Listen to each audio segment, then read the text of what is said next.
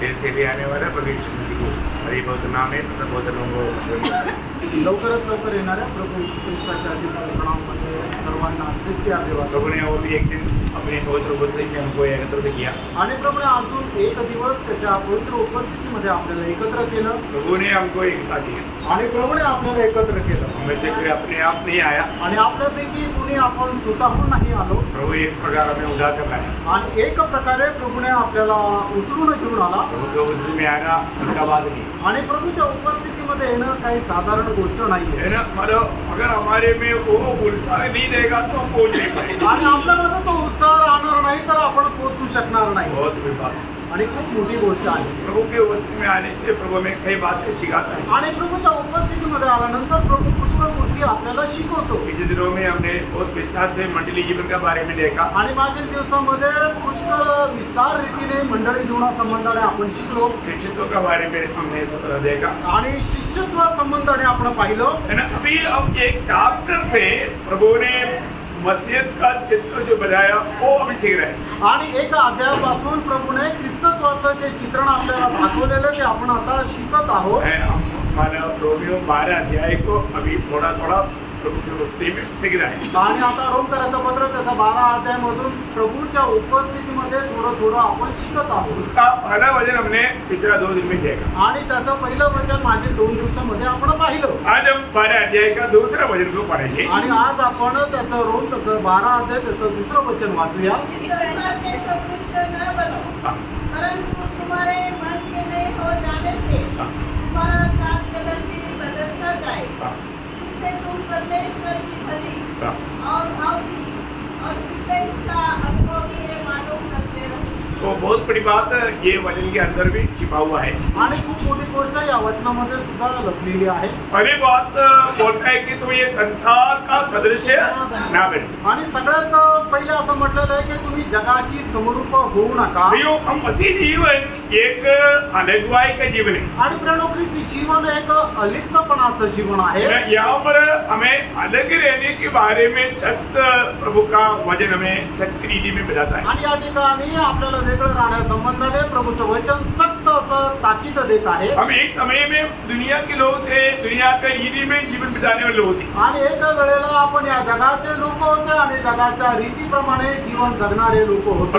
अभी हम दुनिया के लोग नहीं. आता आपण जगाचे लोक नाही. प्रभु ने हमें दुनिया से अपने लिए अलग किया है. आणि प्रभूने आपल्याला या जगामधून त्याच्याकरता वेगळं केलेलं आहे. इसलिए हमें एक सच्चा अलगुवाई का जीवन बिताना बहुत जरूरी बात है. आणि म्हणूनच आपल्याला एक वेगळेपणाचं जीवन जगणं खूप गरजेचं आहे. अलगुवाई बिना मतलब एक सच्चा मंडली जीवन है ही नहीं. आणि वेगळेपणा केरीच एक खरं मंडळी जीवन नाहीये. मंडली जीवन में आने के बाद में हमें अलगुवाई चाहिए. आणि मंडळी जीवनामध्ये आल्यानंतर आपल्याला एक वेगळेपणा असला पाहिजे. मंडली या एकलीसिया उस पद का अर्थ ही प्रभु के लिए अलग किया हुआ लोगों का झुंड है. आणि एकलीसिया किंवा मंडळी याचा अर्थच आहे की देवाकरता वेगळे केलेला लोकांचा समुदाय. हमारे हर एक बातों में दुनिया का लोगों की रीति से अलग रहेगा. आणि आपण प्रत्येक गोष्टीमध्ये जगाच्या लोकांपासून वेगळं राहू. हाँ, ये बहुत बड़ा श्रेष्ठ बात है. आणि ही खूप श्रेष्ठ गोष्ट आहे. है ना. जब आपको मालूम है जब दूसरा कुरिन्थियों का 6 अध्याय 14 से 18 तक का वचनों में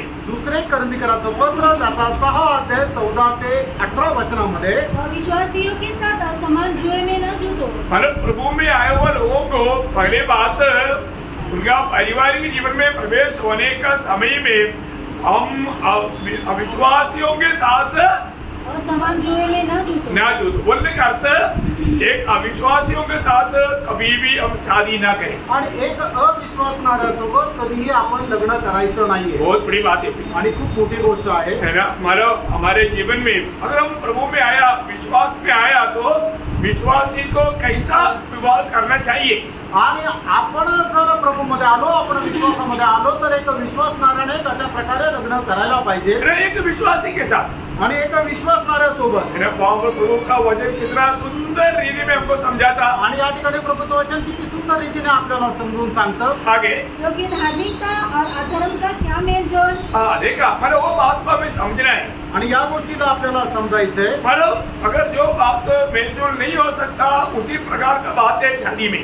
आणि मग जसं दोघं एकमत नाही होऊ शकत तशीच गोष्ट आहे ते लग्नामध्ये. और आगे या ज्योति और अंधकार की क्या संगति? मतलब ये भी मला हमें समझाना है कि ये भी संगति नहीं हो सकता. आणि आपल्याला हे सुद्धा समजून सांगितलं जात आहे की उजेड आणि प्रकाश हे दोघं कधीही एकत्र येऊ शकत नाही. है ना. हमें हमेशा ये बात को जानना भी होगी. प्रभु में आने के बाद में हमारा जो भविष्य जो है हम जो बनाता है, ठीक है, जो व्यक्ति शादी होने के बाद में वचन सुना, प्रभु को ग्रहण किया, वो बात अलग है. परंतु अभी भी बहुत से समस्या आता ही है. आणि ती गोष्ट वेगळी आहे की लग्न झाल्यानंतर कोणी प्रभूचं वचन ऐकलं आणि प्रभूचा स्वीकार केला, पण तरी सुद्धा पुष्कळ समस्या या येतातच. इसलिए कितनी मानो बहनों को अपना पति नष्ट हो गया, बच्चा नष्ट हो गया, और कितना पतियों को अपना पत्नी नष्ट हो गया और बच्चा नष्ट हो गया. आणि त्याच्यामुळे कितीतरी बहिणींना आपला नवरा आणि आपले मुलं हे नष्ट झाले, किंवा कितीतरी भावांना आपली बायको आणि आपले पोरं हे नष्ट झाले. क्यों? का? क्योंकि उन्होंने मसीह को नहीं त्यागा. कारण त्यांनी ख्रिस्ताचा त्याग केला नाही वो मसीह को निपटा रहा. आणि ते ख्रिस्ताला जरून राहिले. बहुत बड़ी बात है. आणि खूप मोठी गोष्ट और आहे. तो जो जिसका शादी नहीं हुआ है वो शादी में जाने से पहले उस बात में सावधान रहना है. आणि ज्यांचं लग्न नाही झालेलं आहे त्यांनी लग्न करण्याच्या अगोदर या गोष्टीला चांगल्या प्रकारे समजून घ्यायचं आपको आहे. मालूम है शादी में ही ज्यादा शैतान का जोर रहता आणि लग्नामध्येच सैतानाचा जोर असतो. है ना. ऐसे समय में बहुत प्रकार वो लोगों को फंसा सकता. आणि अशा या प्रसंगामध्ये सैतान पुष्कळ लोकांना भयंकर रीतीने फसवू शकतो. और जो प्रभु का हमारे लोगों को मैं बताना चाहता हूँ प्रियो, कितना भी दाम चुकाना पड़े तो भी कभी भी अविश्वासी के साथ एक विश्वासी नाता कभी ना जोड़े. आणि प्रभूच्या लोकांना मी सांगू इच्छितो कितीही आपल्याला किंमत मोजावी लागली तरी सुद्धा एक विश्वासणाऱ्याने अविश्वासणाऱ्यासोबत कधीही संबंध जोडू नये. आप कितना आत्मीय हो, और कई बार क्या लोग सोचता है चलो मानो मैं तो पक्का विश्वासी है, मैं उसको शादी करके मैं उसको विश्वास में लाएंगे सोच करके करने वाले लोग भी है. आणि लोक अशाही प्रकारे विचार करणारे, मी तर एक विश्वासू लग्न झाल्यानंतर माझा जो सोबती आहे त्याला सुद्धा विश्वासामध्ये आणेल असा विचार करणारे सुद्धा काही लोक आहेत. और आप सोचो और वो आ भी गया, आणि तुम्ही विचार करा, तो जर व्यक्ती विश्वासामध्ये आला तरी कभी भी प्रभु का दृष्टि में आप गुनाहगार है. आणि तरी सुद्धा प्रभूच्या दृष्टीमध्ये तुम्ही गुन्हेगार आहात. आपको उसका ताड़ना मिलेगा. आणि त्याची शिक्षा तुम्हाला भेटेल. वो कब मिलेगा, किस रीति में मिलेगा बोल नहीं सकता. आणि ते कधी भेटेल आणि कशा प्रकारे भेटेल हे नाही सांगू शकत. क्योंकि प्रभु का आपने निंदा किया या प्रभु का अपमान किया, आणि प्रभूची तुम्ही निंदा केली किंवा प्रभूचा तुम्ही अपमान केला, भयंकर बात है. आणि भयंकर गोष्ट आहे. आपको मालूम है जब मानो दुनिया में मनुष्यों में सबसे बड़ा बुद्धिमान व्यक्ति था शलमोन. आणि जगामध्ये मनुष्यामध्ये सगळ्यात बुद्धिमान मनुष्य होता तो शलमोन. देखो वचन कोई भी तोड़ेगा तो मानव उसको जीवन में नुकसान आएगा ही. आणि कोणी वचनाचं खंडन जर केलं तर त्याच्या जीवनामध्ये नुकसान हे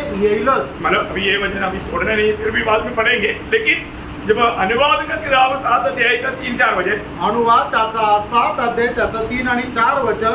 और न उससे ब्याह शादी करना, हाँ न तो अपनी बेटी उसके बेटे को ब्याह देना, हाँ और न उनकी बेटी को अपने बेटे के लिए ब्याह लेना, हाँ. क्योंकि वे तेरे बेटे को मेरे पीछे चलने से बहकाएंगे मेरे पीछे चलने से वो लोग तुम्हें बहकाएंगे और दूसरे देवताओं की उपासना करवाएंगे. हाँ देखा. और इस कारण यहोवा का कोप तुम पर भड़क उठेगा हाँ तुम्हारे ऊपर प्रभु का कोप भड़क उड़ेगा. और वह तेरा तीव्र सत्यानाश करेगा. देखो प्रियो, बहुत भयंकर नुकसान की बात आएगा. आणि खूप मोठी नुकसानीची गोष्ट येईल. है ना. यही बात को नेहमिया लोगों को, वहाँ पर इस्राएल लोगों के जिनमें बहुत से लोग ऐसा गिरफ्तार किया, तो भाई नेहमिया यही माना बात को लेकर के माना शलमोन के बारे में दृष्टांत में कहता है. आणि मग इस्रायल लोकांनी आपल्या जीवनामध्ये खूप गडबडी केली आणि म्हणूनच नेहम्या इस्रायल लोकांना समजून सांगत असताना शलमोनाचं उदाहरण देत समजून सांगत आहे.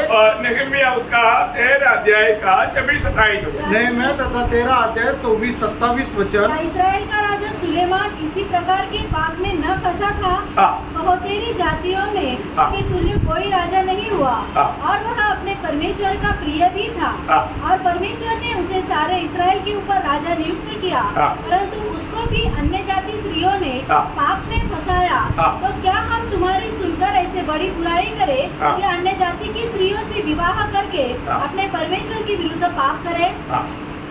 अभी आप देखिए मतलब शलमोन उसको मतलब वो पढ़ेंगे पहले राजा 11 अध्याय 3 से 6 भी पढ़ेंगे. पहिले राजे 11 अध्याय 3 ते 6 वचन. उसके 700 राणियां और 300 अकेले हो गई थी हाँ। और उनकी स्त्रियों ने उनका मन बहका दिया। हाँ। अतः जब सुलेमान बूढ़ा हुआ हाँ। तब उसकी स्त्रियों ने उसका मन पराये देवता की ओर बहका दिया हाँ। और उसका मन अपने पिता दाऊद के समान अपने परमेश्वर यहोवा पर पूरी रीति से लगा न रहा। हाँ। बोलने का अर्थ इसके लिए क्या हो गया आपको मालूम है, विश्वासियों का लिस्ट में शलोमोन का नाम नहीं। आणि याच्यामुळं काय झालं की विश्वासणाऱ्याच्या यादीमध्ये सलमोनाचं नाव नाहीये इतना भयंकर बात है। आणि किती भयंकर गोष्ट आहे। मतलब और भी अनंतता में शलोमोन को कितना नुकसान देगा अपन बोल नहीं सकता, आणि सार्वकालिक जीवनामध्ये त्याचं किती नुकसान राहील आपण सांगू नाही शकत। लेकिन मतलब शलोमोन इतना ज्ञानी होने पर भी मतलब प्रभु का भय में प्रभु का विधियों को पालन नहीं कर पाया। आणि सलमोन एवढा ज्ञानी असताना सुद्धा प्रभूचं भय धरून प्रभूचे नियमशास्त्र पालन नाही करू शकला। है ना, आज बहुत लोगों को वचन का अच्छा ज्ञान है आज पुष्कळ लोकांना देवाच्या वचनाचंच खूप चांगलं ज्ञान आहे और जो प्रभु का भय नहीं है, आणि त्यांना प्रभूचं भय नाहीये प्रभु को सम्मान करने के लिए उत्साही नहीं, आणि प्रभूचा सन्मान करण्याकरता ते लोक उत्साही नाहीये इसलिए बहुत से बातों में गिर जाता। आणि म्हणून पुष्कळ गोष्टीमध्ये ते पतन पावतात। हमें परखना पड़ेगा। आपण पारखायचंय मतलब हम प्रभु का अनुग्रह से उद्धार पाए हुए लोग हैं। आणि देवाच्या कृपेने आपण तारण प्राप्त झालेले लोक आहोत। अगर हम इतना अगर सावधान नहीं रहेगा तो मतलब प्रभु के साथ हमारा नाता में भंग आएगा। आणि जर आपण सावध जर नाही राहिलं तर प्रभू सोबतच्या असणारे आपले जे संबंध आहे त्याच्यामध्ये दुरावा येईल। खास करके अलगुवाई बहुत महत्वपूर्ण शब्द है, मतलब महत्वपूर्ण बात है। आणि विशेष करून वेगळेपणा हा खूप महत्वपूर्ण गोष्ट आहे। ना प्रभु ने इस्राएल को प्रभु की महिमा के लिए अलग किया था। आणि प्रभूने इस्रायलला त्याच्या गौरवाकरता वेगळं केलं होतं। उनके बारे में भी जब बिलियम जब गणना 23 अध्याय के 9 वचन में कहता है, आणि गणना त्याचा 23 अध्याय त्याच्या 9 वचनामध्ये बलाम अशा प्रकारे म्हणतो, और ऐसी जाति है हाँ। जो अकेली बसी रहेगी हाँ। और अन्य जातियों से अलग गिनी जाएगी। देखा अन्य जातियों से अलग किया जाएगा, हालांकि गिना जाएगा। आणि इतर राष्ट्रांपासून यांना वेगळं समजण्यात येईल। भैया हम लोग हमारे बारे में ये एक गवाही चाहिए, आणि त्यानं आपल्या संबंधाने ही साक्ष राहिला पाहिजे सख्त गवाही चाहिए। आणि सक्त अशी साक्ष राहिला पाहिजे। है ना, मतलब अभी जब मैं सर्विस में था आणि त्या वेळेला मी सर्व्हिस मध्ये होतो तो उसमें मतलब बहुत से और मसीह लोग थे। आणि त्याच्यामध्ये पुष्कळ असे ख्रिस्ती लोक होते। वे लोग भी प्रसाद खाता है, मंदिर में जाता, मस्जिद में जाता, मतलब चंदा भी रहता, सब कुछ करता। आणि मग ते लोक सुद्धा प्रसाद खाता, मंदिरामध्ये जाता, मस्जिदामध्ये जाता, वर्गणी सुद्धा देतात। परंतु सिर्फ एक व्यक्ति इन सारे बातों से अलग था। आणि फक्त एक व्यक्ती या सर्व गोष्टीपासून वेगळा होता हम उनके साथ मिल नहीं सकता। आणि आपण त्यांच्यासोबत नाही मिळू शकत। वो लोग सब लोग बोलता है आणि ते सगळे लोक म्हणतात ये भी क्रिस्ती, वो भी क्रिस्ती। आणि हा पण ख्रिस्ती आणि तो पण ख्रिस्ती आहे। क्या फर्क है? काय फरक आहे? है? क्या फर्क है? काय फरक आहे?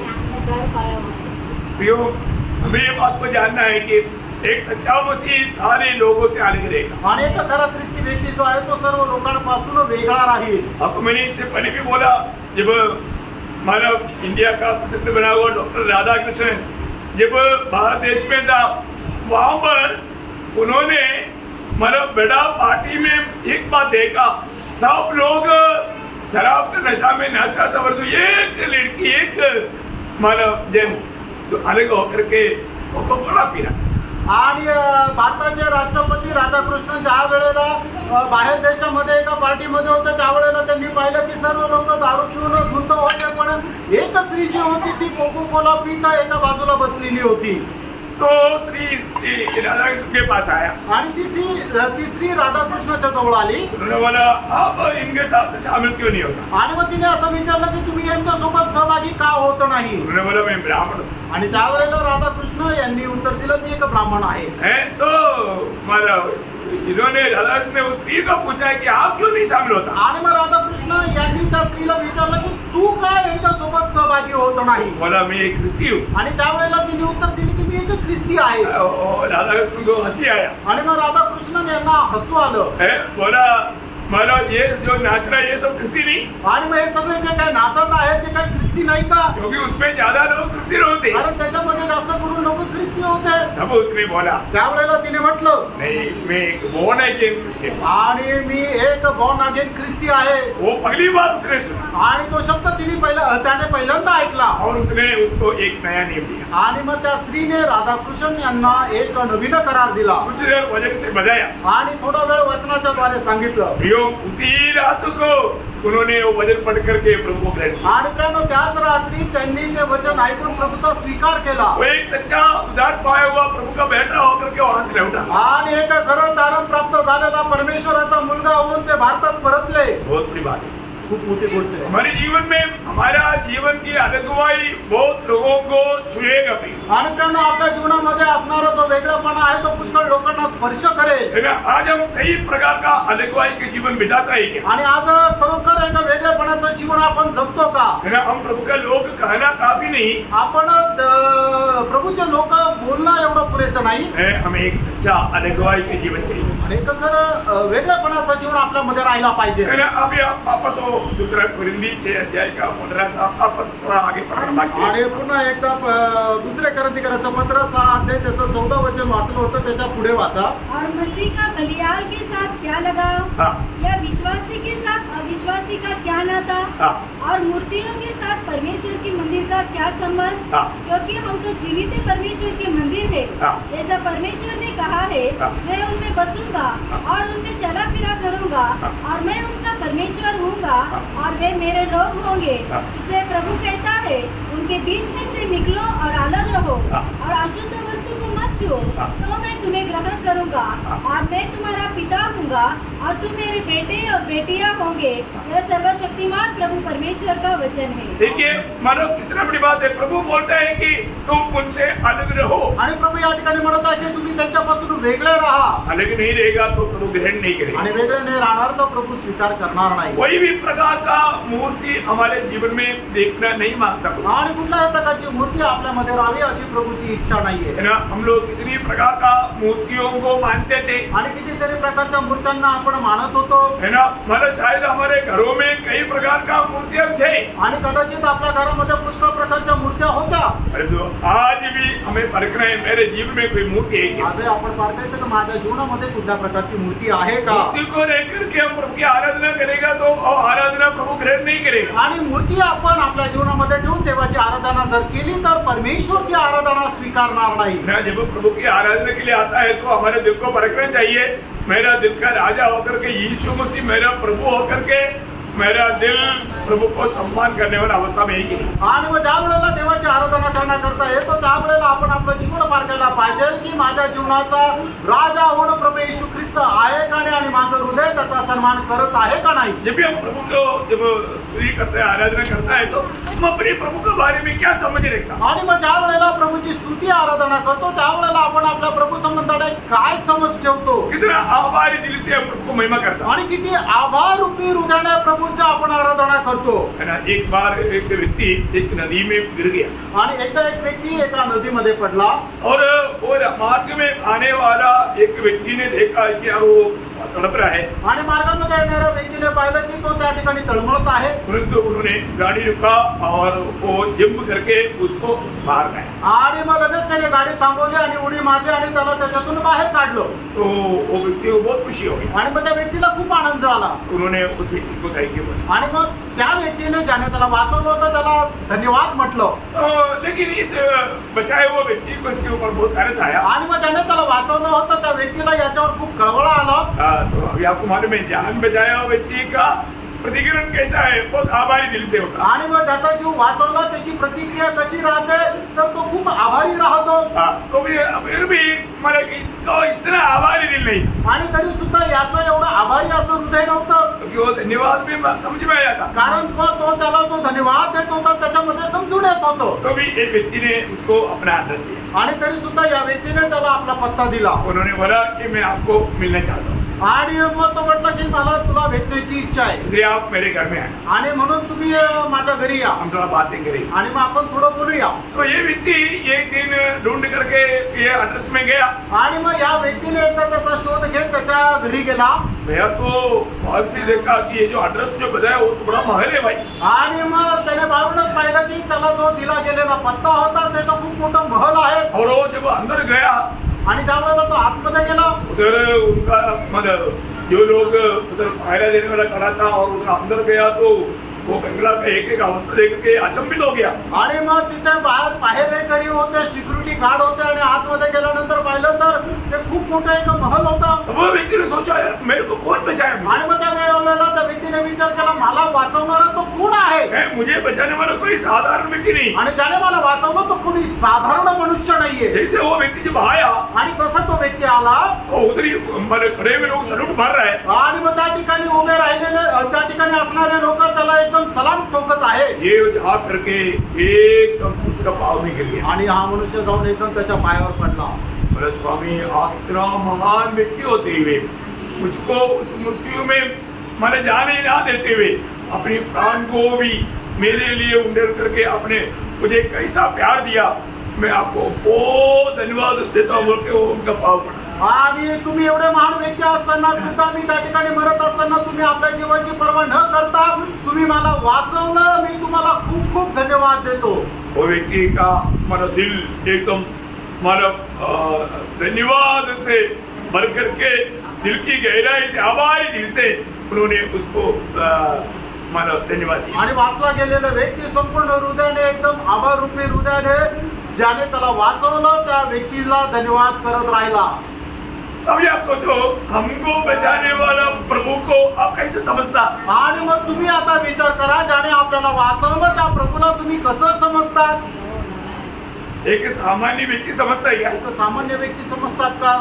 हम प्रभु की जब आराधना करना है तो कैसे आराधना करना आणि चाहिए. जर आपण प्रभूची आराधना करायची आहे तर ती कशी करायची आहे. कितना आभार भरा दिल से करना चाहिए. आणि ती आभार रूपी हृदयाने करायची आहे. क्योंकि हमें बचाने के लिए प्रभु स्वर्ग छोड़कर दुनिया में आया आणि आपल्याला वाचवण्याकरता प्रभू स्वर्ग सोडून जगामध्ये आले है और हमारे मृत्यू को अपने ऊपर लिया. आणि त्याने आपलं जे मरण आहे त्याने स्वतःवर घेतलं. इतना बड़ा अनोखा प्यार हमें दिया. आणि केवढं अद्भुत प्रेम प्रभूने आपल्याला दिलं. मेरा प्रभु कितना बड़ा है करके मैं समझता है क्या. आणि माझा प्रभू किती मोठा आहे मी समजतो का. मेरे अंदर एक बहुत बड़ा आभारी दिल चाहिए. आणि आपल्यामध्ये खूप एक मोठं आभारी हृदय राहिला पाहिजे. आज बहुत बार हम प्रभु को बस्ती में आने के लिए मरो इतना बड़ा आभारी दिल नहीं. आणि पुष्कळ वेळा प्रभूच्या उपस्थितीमध्ये आल्यानंतर एक आभारी हृदय नाहीये. अब सोचो आप एक बिस्तरे पे पड़ा है. आणि तुम्ही एका बिछाण्यावर पडलेले आहेत. आप खुद उठकर भाग नहीं सकता. आणि तुम्ही स्वतः उठून पडू शकत नाही. और तो अचानक आपका वो घर को आग लग गया. आणि अचानक तुमच्या घराला आग लागली. तो एक व्यक्ति ने देखा यार उधर तो एक हमारा ऐसा व्यक्ती है जो भागने से है वो उठकर भाग नहीं सकता.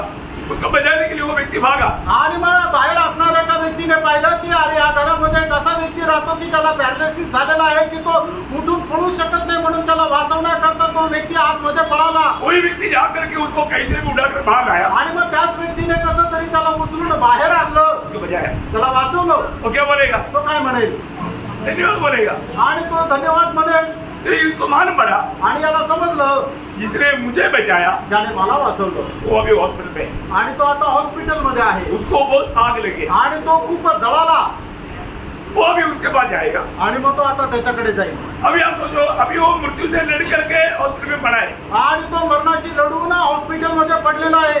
अभी ये व्यक्ति आता हा व्यक्ती वो बिस्तर पे पड़ गया. आणि मग तो त्या बिछाण्याच्या जवळ गेला. आपने मेरे को बचाया. Thank you. मैं जाता हूँ. ऐसे बोल के जाएगा. आणि तुम्ही मला वाचवलं म्हणून धन्यवाद असं बोलून मी आता जातो असं तो म्हणेल का. बोलेगा.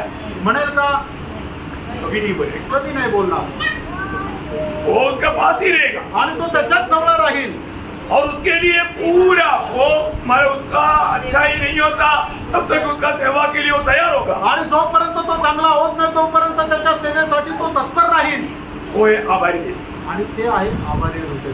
सही बात है. जर आहे तो ऐसा है. तो असं आहे तर आज प्रियो हमको इतना भयंकर नरक की आग से बचाने के लिए प्रभु हमारे लिए कितना विरूप बना. उस प्रभु को एक सच्चा गहरा आभारी दिल से प्रभु का महिमा करने के लिए हम प्रभु को बस्ती में आता है क्या. आणि आपल्याला वाचवण्याकरता प्रभू आपला किती विद्रूप झाला. त्या प्रभूला धन्यवाद देण्याकरता एक आभारी हृदय आपलं खरोखर आहे का. एक बात आप बदल जाता हूँ, एक गोष्ट सांगू इच्छितो. हमारे आराधना हफ्ता में एक दिन नहीं है, आणि आपली आराधना आठवड्यातून एक दिवस नाहीये हमारे आराधना रोज आराधना आणि है. आपली आराधना ही दररोजची आराधना आहे. अरे कई लोग सोचता है कि सिर्फ संडे की आराधना ही आराधना है, आणि पुष्कळ लोक विचार करतात रविवारची जी आराधना तीच आराधना आहे. वो व्यक्ति बहुत धोखा में है. आणि तो व्यक्ती खूप गजगतीमध्ये आहे. आप 6 दिन अपनी मनमानी भी दे करके 7वां दिन आप आराधना के लिए आता है तो आप आराधना कभी नहीं कर सकता. आणि 6 दिवस आपल्या मनमर्जीप्रमाणे जीवन जगून 7व्या दिवशी प्रभूची आराधना करण्याकरता जर आपण येतो तर ती आराधना प्रभूची आराधना नाही होऊ शकत. वो ध्यान से सुनना प्रिय. आणि खूप लक्ष देऊन ऐका प्रियांनो. आज भी उद्धार पाने के बाद में बहुत से लोग बहुत बातों में लापरवाही करता है. आणि आजही तारण प्राप्त झाल्यानंतर पुष्कळ लोक पुष्कळ गोष्टीमध्ये निष्काळजीपणा करतात. है ना, हमें प्रभु से लिपटा लेना चाहिए आणि प्रियांनो आपण प्रभूशी झगडून राहायचं और आहे. प्रभु से कितना आभारी होना चाहिए. आणि प्रभूशी आपण किती आभारी राहायचंय.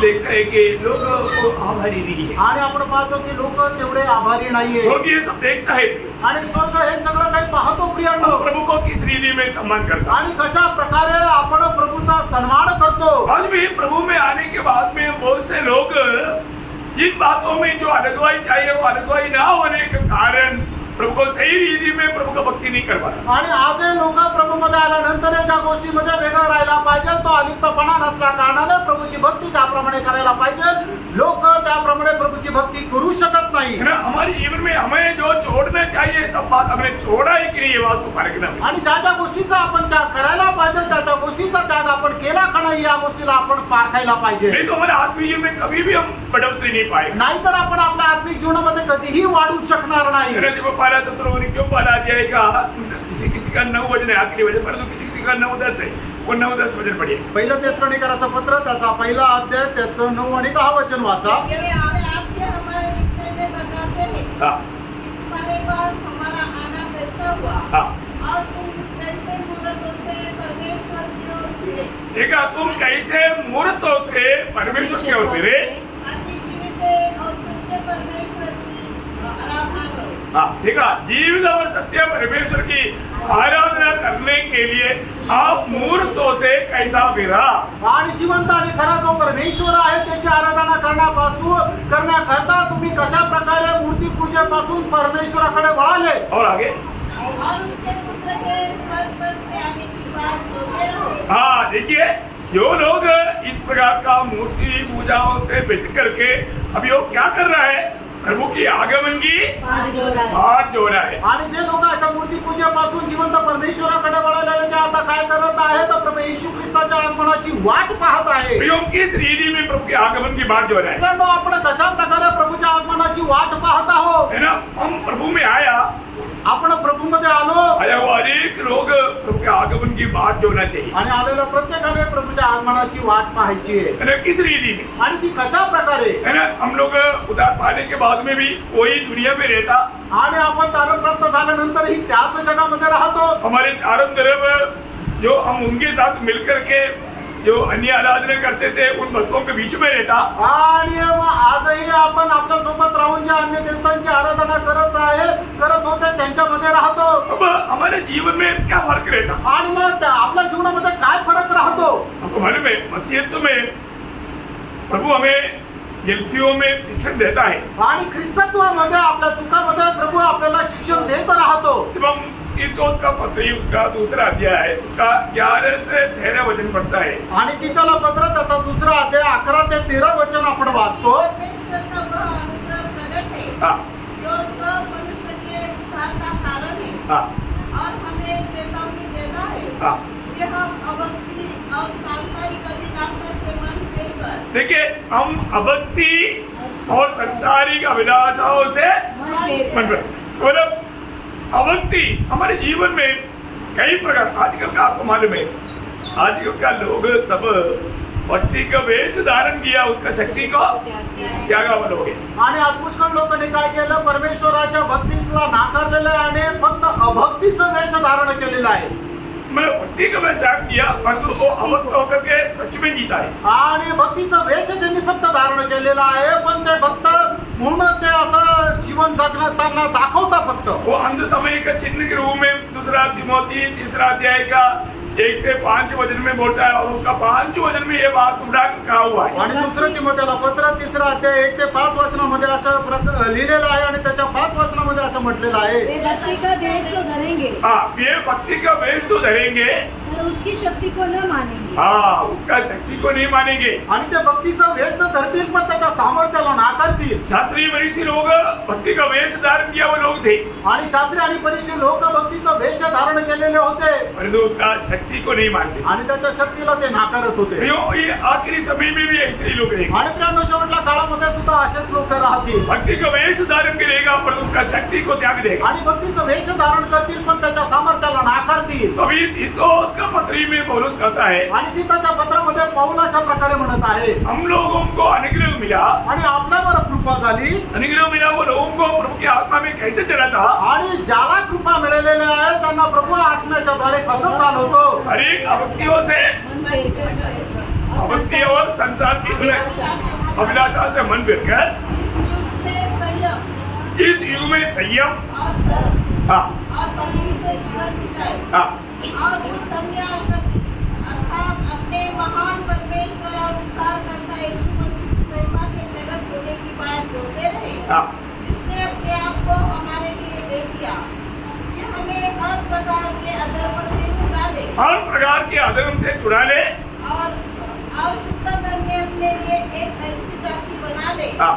जो भले भले कामों में सरगर्म हो। बोले कहते उदार पाए वो लोग कैसा जीवन बिताना चाहिए, आणि दानप्राप्त झालेल्या लोकांनी कशा प्रकारचं जीवन जगायला पाहिजे। प्रभु समय समय पर हमें चेतावनी देता है आणि प्रभु वेळोवेळी आपल्याला चेतवणी देतो और सही मार्ग में चलने के लिए प्रभु हमें अगुवाई करता है, आणि योग्य मार्गावर चालण्याकरता प्रभु आपल्याला मार्गदर्शन करतो। और जो कहाँ तक हम सुनता है आणि कुठपर्यंत आपण ते ऐकतो। है ना। उदार पाए हुए लोग रोज कैसे क्या करना चाहिए, आणि दानप्राप्त झालेल्या लोकांनी दररोज काय कसं करायला पाहिजे। आज भी मानव भक्ति का वेश धारण करके उसका शक्ति को त्याग करके मेरा जीवन है क्या, आणि आजही भक्तीचं वेश धारण करून त्याच्या सामर्थ्याला नाकारून माझं जीवन आहे का। ये अंत समय के एक चिन्ह है प्रिय। आणि शेवटच्या काळाचं एक चिन्ह आहे प्रियांनो। है, हम लोग को एक विश्वासी कहते हुए हमारे जीवन एक सच्चा विश्वासी के योग्य नहीं है तो अपन सिर्फ शो करने वाला बन गया। आणि आपलं जीवन जर खरं विश्वासाचं जीवनाप्रमाणे जर नाहीये तर फक्त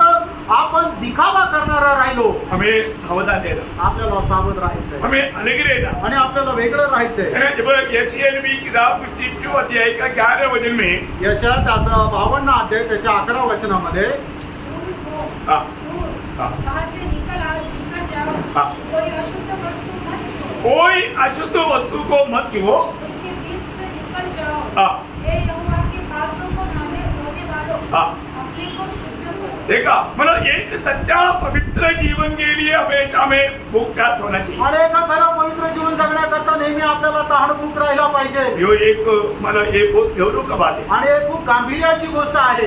हम प्रभु के आगमन की बहुत निकट है आणि प्रभूच्या आगमनाच्या आपण खूप जवळ आहोत। है ना। कोई भी प्रकार का अशुद्ध में गिरने या पाप में गिरने वाला कोई भी बात हमारे में हानि ना देते हुए सावधान रहना। आणि कुठल्याही प्रकारे पापाची गोष्ट आपल्या जीवनामध्ये न येण्याकरता आपल्याला सावध राहायचंय। आज आपको मालूम है मतलब शैतान इतना अच्छा मतलब प्रबंध किया हुआ है। आणि सैतानाने एक चांगल्या प्रकारे अशा योजना युक्त्या काढून ठेवलेल्या आहे। रात को सोने के वक्त में भी कई लोग मोबाइल अपना तकिया के नीचे रखा हुआ है। आणि पुष्कळ लोक रात्री झोपताना मोबाईल जो आहे तो आपल्या उशीखाली ठेवलेला आहे। सवेरे उठ करके भजन पढ़ना चाहिए और जो उस समय के बाइबल नहीं ढूंढता मोबाइल ढूंढता। आणि सकाळी उठल्यानंतर वचन वाचायला पाहिजे पण ते वचन नाही वाचत तर मोबाईल शोधतात। फिर क्या करता, आणि मग काय करतात, मोबाइल में ढूंढता। आणि मोबाईल मध्ये शोधतात। भजन ढूंढना चाहिए, भजन देखना चाहिए, मोबाइल ढूंढता। आणि वचन शोधायला पाहिजे ते मोबाईल शोधतात। सही बात है ना। खरं आहे ना। आजकल का जवान लोग आजकालचे तरुण लोक मोबाइल कहाँ देखता, आणि मोबाईल कुठं ठेवतात, अपने पास रखता। आणि आपल्या जवळ ठेवतात। सुबह उठकर सबसे पहले क्या ढूंढता, आणि सकाळी उठल्यानंतर सगळ्यात पहिले काय शोधतात, बाइबल ढूंढता, बायबल शोधतात का, बाइबल पढ़ता। बायबल वाचतात का। सच बोलो, खरं सांगा क्या ढूंढता, काय शोधतात, मोबाइल ढूंढता। मोबाईल शोधतात। और सुबह से मोबाइल के साथ आणि सकाळी उठल्यापासून मोबाईल सोबत। दावीद बोलता है प्रभु को मैं हमेशा सामने रखा। आणि दावीद असं म्हणतो की मी प्रभूला नेहमी माझ्या सम्मुख ठेवलं आहे। आज का जवान बच्चों को पूछो बोलेगा मोबाइल मेरा हमेशा सम्मुख रखा। आणि आजच्या तरुण लोकांना विचारलं तर ते म्हणजे की मी माझ्या समोर मोबाईल ठेवलेला आहे. सही बात है ना? खरं आहे ना? प्रियो, आपसे बचो. मित्रांनो, पापापासून वाचा. मैं नहीं बोलता कि आप मोबाइल यूज ही मत करो. आणि मी असं म्हणत नाही की तुम्ही मोबाईलचा वापर करू नका. उसका अच्छा उपयोग है, आणि त्याचे चांगले फायदे आहेत. परंतु आप उसको अच्छा रीति में उपयोग नहीं कर रहा है. आणि तुम्ही चांगल्या प्रकारे त्याचा उपयोग नाही करत आहे. गलत रीति में गलत बातों को देखते हुए आप टाइम पास कर रहा है. आणि चुकीच्या रीतीने तुम्ही त्याचा उपयोग करत वेळ घालवत आहात. हमें इससे दूर रहना चाहिए. आणि याच्यापासून आपल्याला दूर राहायचंय. जरूर जब जरूरत है तब आप अभी देखो, अभी मीटिंग में आया तो भी कई लोग बाइबल नहीं लाएगा, इसमें सोचता है. आणि मीटिंग मध्ये जर आलं ना तर लोक बायबल सोबत घेऊन येत नाही तर मोबाईल घेऊन येतात आणि त्याच्यामध्ये वचन शोधतात. मैं आपको नम्र विनती करता हूँ, नासिक की मंडली के कोई भी लोग ऐसा गलती नहीं करते. आणि मी तुम्हाला नम्र विनंती करतो, नाशिक मंडळीच्या कोणीही अशा प्रकारे चूक करू नये. आप बाइबल आपको एक बोझ ना देंगे. आणि बायबल एक ओझं वाटू नये. आप बाइबल लेकर के आए, आणि बायबल घेऊन या. है ना? अभी हमको लगता है कि हर मीटिंग में मालव अपने एक गीत गाता है ना, वो नाम है उसका बायबल. ये ग्रंथ. हाँ, ये ग्रंथ बोलता वो गीत डेली अभी गाना पड़ेगा लगता है. आणि असं वाटतं की ते गीत दररोज गावं लागेल. क्योंकि कई लोग बाइबल लेकर नहीं आता, वो मोबाइल लेकर आता. आणि काही लोक बायबल घेऊन नाही येत तर मोबाईल घेऊन येतात. तो फिर आपको बाइबल उड़ाने के टाइम आपको मोबाइल उड़ाना पड़ेगा ना. आणि मग बायबल वर करण्याच्या वेळेला तुम्हाला मोबाईल वर करावं लागेल. तो क्या हो जाएगा? आणि मग फसला जा. प्रियो, हमें अपने आप पर मित्रांनो, आपण आपल्या स्वतःला पार करायचं. वास्तव में इसमें क्या होता, आत्मीय जीवन में गिरावट हो जाता. आणि खरोखर याच्यामध्ये काय आहे की आत्मिक जीवनामध्ये पतन होतं. उनका वचन कहता है कि इन सारे पापों से तो दूर हो जाओ. आणि तेव्हा वचन सांगतं की असं पापापासून तुम्ही दूर जा. प्रियो, हमें अनेकवाइक जीवन के लिए जिन जिन बातों से दूर होना है तो दूर होना ही है. आणि आदित्यपणाच्या जीवनामध्ये ज्या ज्या गोष्टीपासून आपल्याला वेगळं व्हायचं त्या त्या गोष्टीमध्ये आपल्याला वेगळं व्हायचंच आहे. क्योंकि प्रभु ने हमें इस दुनिया से अपने लिए अलग किया है. कारण प्रभूने आपल्याला त्याच्याकरता या जगापासून वेगळं केलेलं आहे. पहला यूहन्ना दूसरा अध्याय उसका 15 से 17 वचन आपको याद है. आणि पहिला योहान दुसरा अध्याय 15 ते 17 वचन तुम्हाला ठाऊक आहे. हाँ, संसार से हाँ, अगर संसार में की वस्तुओं से प्रेम रखो, हाँ। यदि कोई संसार से प्रेम रखता है हाँ। तो उसमें पिता का प्रेम नहीं है. हाँ। क्योंकि जो कुछ संसार में है, हाँ। अर्थात शरीर की अभिलाषा और आंखों की अभिलाषा हाँ। और जीविका का घमंड, हाँ। वह पिता की ओर से नहीं हाँ। परंतु संसार की ओर से है. हाँ। संसार और उसकी अभिलाषाएं दोनों मिल जाती है, हाँ। और जो परमेश्वर की इच्छा पर चलता है हाँ। वह सर्वदा बना रहेगा. देखा, परमेश्वर की इच्छा पर चलना. आणि परमेश्वराच्या इच्छेवर चालायचंय. जो हम संसार में रहता है आणि प्रेम आपण या जगामध्ये राहतो और जो हम संसार के नहीं, आणि आपण या जगाचे नाही. प्रभु ने हमें संसार से अपने लिए अलग किया है. आणि प्रभूने आपल्याला या जगापासून त्याच्याकरता वेगळं केलेलं आहे. हमारे में यूहन्ना 17-16 में प्रभु कहा, आणि योहान त्याचा 17 अध्याय 16 वचनामध्ये प्रभूने असं म्हटलं, जैसा मैं संसार का नहीं वैसे वे भी संसार का नहीं. आणि ज्याप्रमाणे मी या जगाचा नाही त्याप्रमाणे ते सुद्धा या जगाचे नाही. प्रियो, हमें ये संसार का रीति नहीं अपनाना. आणि आपल्याला या जगाची पद्धतीचा स्वीकार नाही करायचा आहे. हमें प्रभु का जन्म बन करके जीवन बिताना है. आणि प्रभूचे लोक होऊन आपल्याला जीवन जगायचंय. हर एक बातों में हमारे प्रभु यीशु मसीह हमारे लिए आदर्श है. आणि प्रत्येक गोष्टीमध्ये आपला प्रभू येशू ख्रिस्त आपल्याकरता आदर्श आहे. ये दुनिया का ईश्वर शैतान वो हमें कहीं ना कहीं धोखा खिलाने की कोशिश में आणि है. जगाचा ईश्वर सैतान कुठल्या ना कुठल्या प्रकारे आपल्याला फसवण्याच्या पाठीमागे आहे. एफिसियों के पत्री का 5 अध्याय उसका 11 वचन. इफिसकराचं पत्र 5 अध्याय त्याचं 11 वचन. अंधकार के निष्फल कामों से सहभागी न हो. हाँ, अंधकार के निष्फल कामों में तुम सहभागी नहीं होना. आणि अंधकाराच्या निष्फळ कामामध्ये तुम्ही सहभागी होऊ नका. अंधकार का काम बोलेगा तो आणि अंधकाराचे जे काम आहे ते म्हणजे काय? शैतान का काम. आणि सैतानाची कामं. है ना, इनसे दूर रहना. आणि याच्यापासून तुम्हाला दूर राहायचंय. प्रियो, हम एक समय में उसमें डूबे भी लोग थे आणि एक काळ असा होता की आपण त्याच्यामध्ये डुबलेलो होतो. और हम प्रभु में अभी आणि आता आपण प्रभूमध्ये आहोत. हम प्रभु की आत्मा पाए बनोगे. आणि प्रभूचा आत्मा प्राप्त केलेले आपण लोक आहोत. प्रियो, अभी हमारे जीवन में वो पुराना शरीर, अभी भी हमारा वो शरीर पुराना ही शरीर है. आणि अजूनही आपण जुन्याच शरीरामध्ये राहतो. परंतु जैसे हम पहले चलते थे ऐसे नहीं चलते. आणि आपण जसं पहिले चालत होतो आता तसं नाही चालायचं. एफिसियों का 4 अध्याय का 22 वचन. आणि फिसकराचं पत्र 4 अध्याय त्याचं 22 वचन. ये तो पिछले 7 कलर के पुराने मनुष्य को हो, हाँ, जो फरमाने वाली अभिलाषा के अनुसार भ्रष्ट होता जाता है, हाँ. उतार डालो। प्रियो, हमें पुराना मनुष्यत्व को उतार डालना है। आणि मित्रांनो, जुना मनुष्य आपल्याला उतरून टाकायचा आहे. एक प्रकार बोलेगा तो हमारा पुराना मनुष्यत्व हमें सूली पर देखना है। आणि एका प्रकारे सांगायचं झालं तर आपला जुना मनुष्य जो आहे तो आपण वधस्तंभावर पाहायचा आहे. क्योंकि वचन में जो लिखा वो बात सत्य है प्रिय। कारण वचनामध्ये लिहिलेली गोष्ट सत्य आहे प्रियांनो. ये हमारे खातिर प्रभु ने किया हुआ बात है। आणि आपल्यासाठी प्रभूने केलेली गोष्ट आहे. हमें वो वचनों पर जब रोमियो 6:6 आपको याद होगा। रोम 6 अध्यायाचं 6 वचन तुम्हाला ठाऊकच आहे. हम जानते हैं कि हमारा पुराना मनुष्य हाँ। उसके साथ क्रूस पर चढ़ाया गया। देखा, हमारे सभी प्रभु यीशु मसीह हमारे पापों को सूली पर लिया, इतना ही नहीं, आणि फक्त प्रभू येशू ख्रिस्ताने आपली पापे वधस्तंभावर घेतली एवढंच नाही. हमारा पुराना मनुष्यत्व को भी उन्होंने सूली पर आणि लिया। आपला जुना मनुष्य सुद्धा प्रभूने वधस्तंभावर घेतला. मैं आज प्रभु में है कहने का अर्थ मैं आज पूर्ण रूप में एक नया सृष्टि है। आणि आज मी प्रभू मध्ये आहे याचा अर्थ काय की संपूर्णरित्या मी एक नवीन उत्पत्ती आहे. मतलब वो पुराना मनुष्यत्व की बातें हमारे जीवन में अभी भी क्रियाशील नहीं होने चाहिए। आणि जुन्या मनुष्याच्या गोष्टी अजूनही आपल्या जीवनामध्ये क्रियाशील नसायला पाहिजे. आज मैं मसीह का बन गया। आज मी ख्रिस्ताचा झालो. मैं गलातियों 5 अध्याय का 24 वचन आपको याद है। गलातीकराचं पत्र 5 अध्याय 24 वचन तुम्हाला ठाऊक आहे. जितनी मसीह यीशु के है, आणि जितके ख्रिस्त येशूचे आहे देखा, मतलब यीशु का जो बन गया, आणि जे ख्रिस्ताचे झाले उन्होंने क्या किया? आणि त्यांनी काय केलं वो शरीर की सारी अभिलाषा और वासना, हाँ, उसके लालसा वो सूली पर चढ़ा दिया। आणि त्यांनी आपले शरीरात अभिलाष आणि वासनेसह वधस्तंभावर चढविली. बहुत बड़ी बात है। आणि खूप मोठी गोष्ट आहे. मतलब हमें जिन जिन बातों में अलग रहना है, आज मैं अलग है कि नहीं, आणि ज्या ज्या गोष्टीपासून मला वेगळं राहायचं त्या त्या गोष्टीपासून मी वेगळा आहे का नाही, साथ ही साथ गलत उपदेशों से। आणि त्याच्यासोबत चुकीच्या उपदेशापासून. आपको मालूम है आज कैसे भी हमें मसीह के उपदेश में से भरमाने के लिए शैतान बहुत कोशिश में है। आणि कसंही करून ख्रिस्ताचा खरा उपदेश आहे त्याच्यापासून दूर नेण्याकरता सैतान खूप प्रयत्नशील आहे. इसलिए दूसरे यूहन्ना में यूहन्ना कहता है, दूसरे यूहन्ना उसका 9 से 11 बजे, आणि दुसरं योहान त्याचं 9 ते 11 वचन. जो कोई मसीह की शिक्षा से आगे बढ़ जाता है हाँ। और उसके बना नहीं रहता, हाँ। उसके पास परमेश्वर नहीं। हाँ। जो कोई उसकी शिक्षा में स्थिर रहता है, हाँ। उसके पास पिता भी है और पुत्र भी। हाँ। यदि कोई तुम्हारे पास आए और यही शिक्षा न दे, हाँ। उससे न तो घर में आने दो हाँ।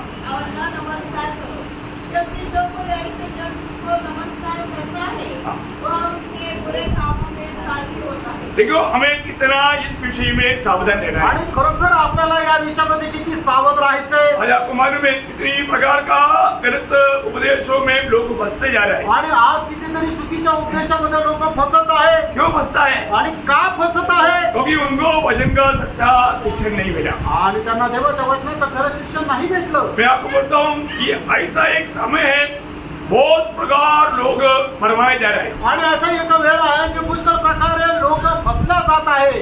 अद्भुत बात है। आणि खूप अद्भुत गोष्ट आहे. मतलब लोगों को एक्चुअली हमारा सच्चाई प्रभु यीशु मसीह नहीं चाहिए, वो झूठा होगा तो भी चलेगा।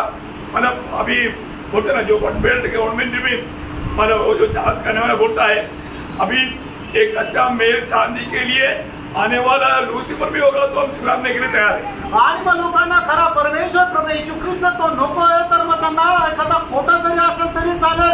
आता जे सार्वभौमिक असं जे सरकार जे स्थापन करण्याचा जो विचार चाललेला आहे की संबंध जगामध्ये एकच सरकार राहील आणि मग त्याच्यामध्ये त्याचा जो नेता लुसिफर जरी असेल तरी लोक त्याचा स्वीकार करायला आज तयार आहे. दुनिया उस रीति में सोचता है। आणि जग अशा प्रकारे विचार करत आहे. हमें ये बात को जानना है। आपण या गोष्टीला जाणायचं. मतलब हमको आज जिन जिन बातों में मतलब अलग रहने के लिए बोला उसमें मैं अलगवाई में जीवन मिलाता आणि है। त्या ज्या गोष्टीमध्ये आपल्याला वेगळं राहण्याकरता सांगितलेलं आहे त्या त्या गोष्टीमध्ये आपण आज वेगळे आहोत का? हर प्रकार का पाप से हमें अलग होना चाहिए। प्रत्येक प्रकारच्या पापापासून आपल्याला वेगळं राहायचंय. हमें ये दुनिया से अलग होना चाहिए। आणि आपल्याला या जगापासून वेगळं राहायचंय. इस दुनिया के ईश्वर शैतान से हम अलग रहना आणि चाहिए। या जगाचा ईश्वर सैतान याच्यापासून आपल्याला वेगळं राहायचंय. दुनिया के लोगों से हमें अलग रहना चाहिए। आणि जगाच्या लोकांपासून आपल्याला वेगळं राहायचंय. उस पुराने मनुष्य से हमें अलग रहना आणि चाहिए। त्या आपला जुना जो मनुष्य आहे त्याच्यापासून आपल्याला वेगळं राहायचंय. झूठा उपदेश में से अलग रहना आणि चाहिए। जो खोटा उद्देश आहे त्याच्यापासून आपल्याला वेगळं राहायचंय. हर प्रकार का मूर्ति पूजाओं से हमें अलग रहना आणि चाहिए। प्रत्येक प्रकारच्या मूर्ती पूजेपासून आपल्याला वेगळं राहायचंय. ये सब